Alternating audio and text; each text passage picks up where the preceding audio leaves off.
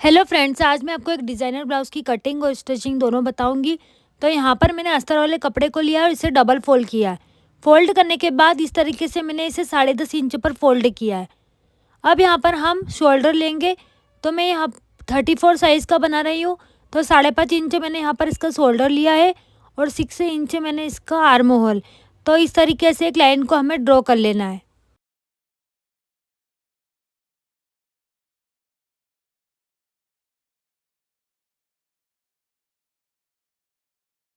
यहाँ पर मैंने लाइन को ड्रॉ कर लिया। अब इस तरीके से एक लाइन को हमें इस तरीके से ड्रॉ करना है। अब यहाँ पर हमें 34 साइज़ का फोर्थ पार्ट लेना है। तो यहाँ पर हमें 8.5 इंच पर निशान लगाएंगे। निशान लगाने के बाद 2 इंच मैंने यहाँ पर मार्जिन का ऐड किया है। अब इस तरीके से हमें लाइन को ड्रॉ कर लेना है। अब मैंने इस ब्लाउज़ की जो लेंथ है वह मैंने 15 इंच ली है।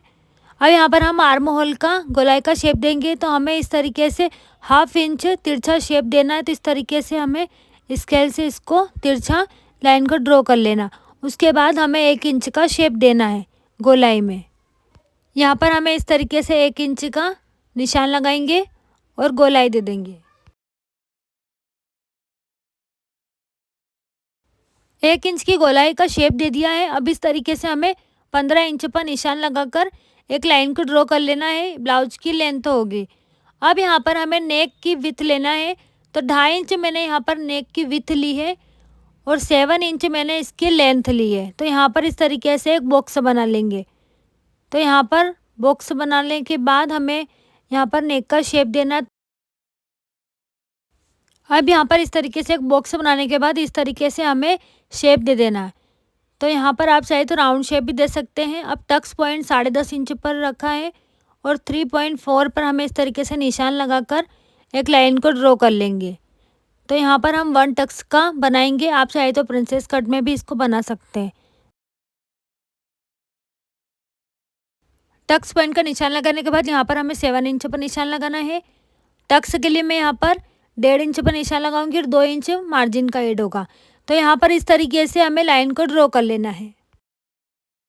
लाइन को ड्रॉ करने के बाद जो टक्स पर हमने 1.5 इंच का निशान लगाया था, इस तरीके से हमें 1/2 इंच पर इस तरीके से निशान लगा लेंगे और लाइन को ड्रॉ करेंगे।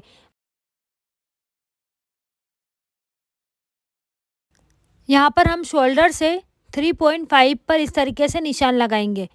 तो 3.5 पर निशान लगाते हुए एक लाइन को हमें ड्रॉ करना है। ये वाला ब्लाउज़ कुछ अलग डिज़ाइनर ब्लाउज़ है, तो इसकी कटिंग भी अलग ही होगी। तो यहाँ पर इस तरीके से हमें इसे लाइन को ड्रॉ कर लेना है। उसके बाद हम इसकी कटिंग करेंगे। उससे पहले हमें ब्लाउज़ के बैक वाले भाग को भी कट कर लेना है। तो इसी मेजरमेंट से हमें उसे भी कट करना है।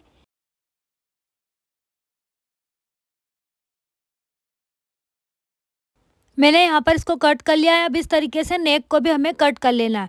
उसके बाद हम ब्लाउज़ के बैक वाले भाग को भी कट करेंगे। तो यहाँ पर मैंने वैसे ही मार्किंग कर ली जैसे फ्रंट भाग पर की थी। अब यहाँ पर हमें इसकी विड्थ लेना है 2.5 इंच और इसकी जो लेंथ लेना है वह मैं लूँगी 9.5 इंच और एक बॉक्स बना लेंगे। यहाँ पर हम राउंड शेप ही देंगे। आप चाहे तो कोई सा दूसरा शेप भी दे सकते हैं। तो यहाँ पर इस तरीके से एक बॉक्स बना लेंगे।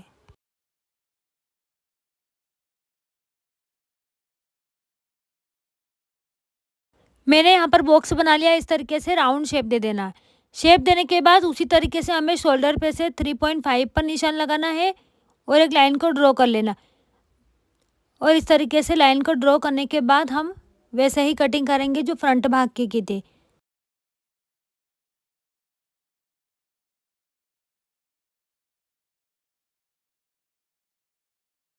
मैंने यहाँ पर दोनों भाग को कट कर लिया। कट करने के बाद हम सबसे पहले स्लीव्स को रेडी करेंगे। उसके बाद ही हम इस पर सिलाई लगाएंगे। तो यहाँ पर मैंने इसको कट करके रख लिया है। यहाँ पर स्लीव्स के लिए मैंने फैब्रिक लिया है इसी कपड़े का। तो यहाँ पर इसकी जो विड्थ है वह मैंने ली है 19 इंच और इसकी जो लेंथ है वह मैंने 9 इंच ली है। इससे हम रफ़ल को तैयार करेंगे। तो यहाँ पर हमें इस तरीके से इसको 9 इंच मैंने इसकी लेंथ ली है क्योंकि यहाँ पर स्लीव्स में बड़ा ही कपड़ा चाहिएगा। अब यहाँ पर हम इसमें छोटे छोटे रफ़ल को स्टिच करेंगे। तो पहले सबसे पहले हमें दोनों ओर से इस तरीके से कपड़े को स्टिच कर लेना है। मैंने यहाँ पर स्लीव्स को फोल्ड करके सिलाई लगा दी है। अब यहाँ पर हम छोटे छोटे रफ़ल को स्टिच करेंगे। तो इस तरीके से हमें इसे रखना है और सिलाई लगाना है।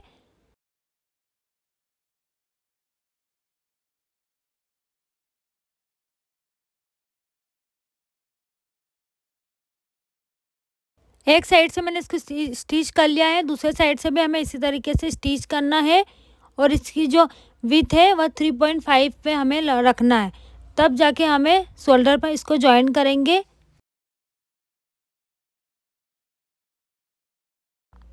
मैंने यहाँ दोनों स्लीव्स को रेडी कर लिया है, तो यहाँ पर इस तरीके से इसको स्टिच करके रख लिया है। अब यहाँ पर हमें शोल्डर पर इसको जॉइन करना है, तो सबसे पहले हमें इसे अस्तर वाले कपड़े पर जॉइन करना होगा।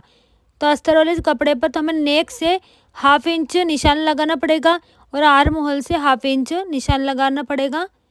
इसके बाद हमें स्लीव्स को जॉइन करना है, तो इस तरीके से हमें स्लीव्स को सीधी साइड रखना है और एक सिलाई लगाना है।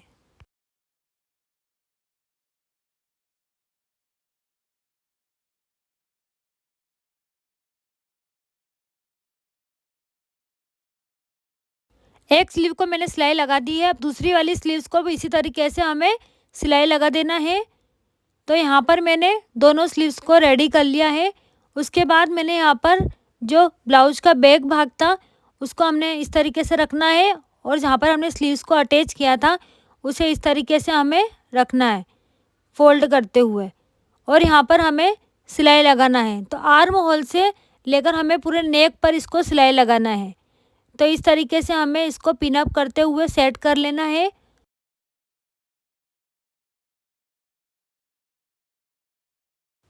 यहाँ पर इस तरीके से आर्म होल से सिलाई लगाते हुए शोल्डर पर सिलाई लगाना है, फिर नेक को भी हमें सिलाई लगाना है। तो इस तरीके से हमें दूसरे आर्म होल को भी सिलाई लगाते हुए इसे कंप्लीट कर लेना है।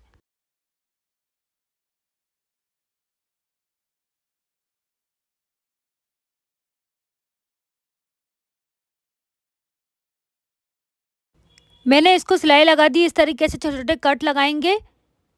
कट लगाने के बाद इसको पलटकर हम सीधा कर लेंगे। तो इस तरीके से आर्म होल पर भी हमें इस तरीके से कट लगाना है।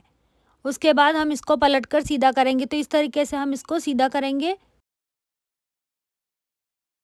एक भाग को मैंने कंप्लीट कर लिया, दूसरे वाले भाग को भी हमें इसी तरीके से सिलाई लगाना है। सबसे पहले हमें अस्तर वाले कपड़े को सिलाई लगाना, उसके बाद हमें मेन फैब्रिक रखकर सिलाई लगाना है। तो इस तरीके से हमें फिनिशिंग के साथ ये ब्लाउज़ बनेगा। यहाँ पर ब्लाउज़ के आगे के भाग जो अस्तर वाला भाग था उसे मैंने यहाँ पर लिया और इस तरीके से स्लीव्स को रखना है और एक सिलाई लगा देना है। सिलाई लगाने के बाद जो मेन फैब्रिक है उसे भी हमें इस तरीके से रखना है और सिलाई लगाना है। तो यहाँ पर मैंने अस्तर वाले कपड़े को सिलाई लगा दी है। अब जो मेन फैब्रिक है उसे हमें इस तरीके से रखना है और आर्म होल से सिलाई लगाते हुए नेक को सिलाई लगाना है। इसमें मैंने आगे के भाग में ही हुकाई पट्टी को स्टिच करेंगे। तो यहाँ पर इस तरीके से आर्म होल को सिलाई लगाते हुए नेक को सिलाई लगाना है। मैंने यहाँ पर दोनों भाग को कम्प्लीटली स्टिच कर लिया है। इस तरीके से इसका लुक दिखाई देगा। यह काफ़ी डिज़ाइनर ब्लाउज़ है और काफ़ी ट्रेंडिंग में भी चल रहा है, तो आप भी इसको ट्राई कर सकते हैं। तो यहाँ पर इस तरीके से हमने हुकाई पट्टी को भी इसमें सिलाई लगा दी है। हुकाई पट्टी के बाद इसको हमें फिटिंग करना है, तो मैंने यहाँ पर फिटिंग भी इसे लगा दी है और यहाँ पर इस तरीके से इस ब्लाउज़ का लुक दिखाई देगा जो काफ़ी स्टाइलिश है। तो आप भी इसको ज़रूर ट्राई करें और आपको ये ब्लाउज़ कैसा लगा कमेंट करके ज़रूर बताइए।